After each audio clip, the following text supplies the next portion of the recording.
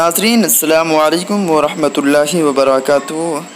नाज़रीन इकराम, जैसा कि जमीयत के वफ़द ने आज मुसलसल दूसरे दिन भी एक टैक्सी ड्राइवर आफ्ताब आलम के अहल खाना से मुलाकात की, जो मुबैना तौर पर एक क्राइम का शिकार हुआ और उसकी दरख्वास्त पर अदालत के केस की समाअत करने का फ़ैसला किया।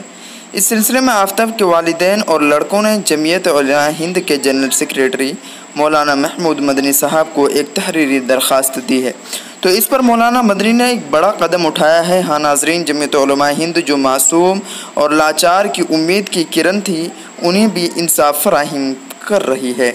हाँ नाज़रीन इकराम, जमीयत उलमाए हिंद के वफ़द ने त्रेलू कपूरा की दहली में अपने सोगवार लवाहिकीन से मुलाकात की और पूरे मामले का तफसीली अहवाल हासिल किया।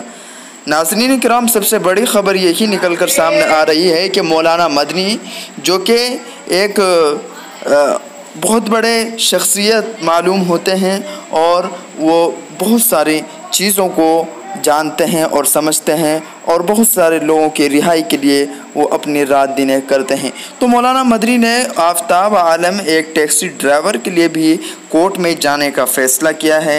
नाज़रीन, जो इनको आफ्ताब आलम को जमीयत उलमाए हिंद के वफ़द उत्तर प्रदेश के बदलापुर पुलिस स्टेशन और पुलिस स्टेशन के पास मजहबी बुनियाद परस्ती के मामले को अपनी तहकीकात में लाया।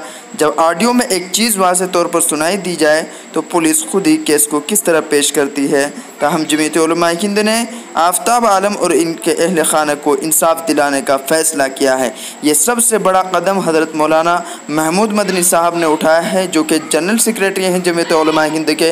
नाज़रीन किराम, आपसे गुजारिश है कि इस वीडियो को ज़्यादा शेयर कीजिए और आफ्ताब आलम के लिए दुआ कीजिए कि अल्लाह ताला उनको इंसाफ दिलाए और इंशाअल्लाह जल्द इंसाफ मिले। हाँ नाज़रीन किराम, ये वीडियो आपको कैसी लगी या हमारी तहरीर आपको कैसी लगी, कमेंट राय में अपनी राय का इज़हार ज़रूर दीजिए। और मौलाना मदनी का ये बड़ा कदम आपको कैसा लगा, क्या उन्होंने ये अच्छा काम किया या बुरा, आप इसकी राय हमें ज़रूर दीजिएगा। शुक्रिया।